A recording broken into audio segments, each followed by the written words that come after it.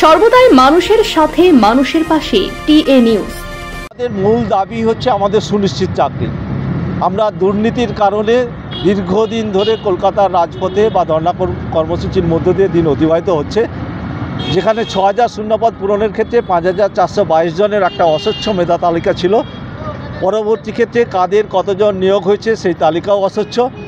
আমরা ওয়েটিং সংখ্যাও আজ পর্যন্ত জানতে পারিনি। তাই সরকারের দুর্নীতির কারণে যেহেতু বঞ্চিত, তাই সরকারকে আরেকবার চোখে আঙুল দিয়ে দেখিয়ে দিতে চেয়েছি যে আমরা অবহেলিত, দীর্ঘদিন ধরে সরকারের দুর্নীতির কারণে এই রাস্তায় পড়ে আছি।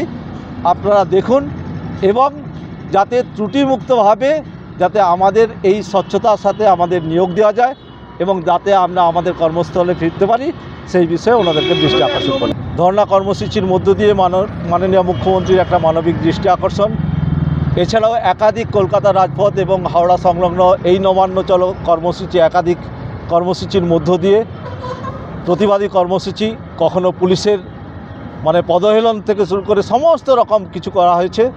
কোনোভাবেই সরকারের মানবিক দৃষ্টি আকর্ষণ করতে পারিনি।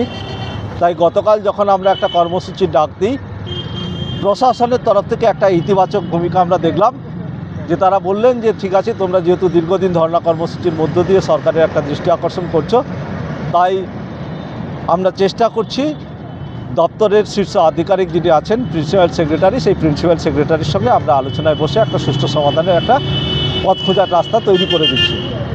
কিন্তু বিশ্বাস করুন, অতীতে আমরা 800তম দিন যে সময়ে মুখ্য সচিবের সঙ্গে আমরা আলোচনায় বসেও আমরা সেই সমস্যার সমাধান করতে পারলাম না, সেই জায়গায় প্রিন্সিপাল সেক্রেটারি আমাদের সমস্যার সমাধান করবেন, এটা আমাদের কাছে একটা প্রশ্নাতীত আছেই।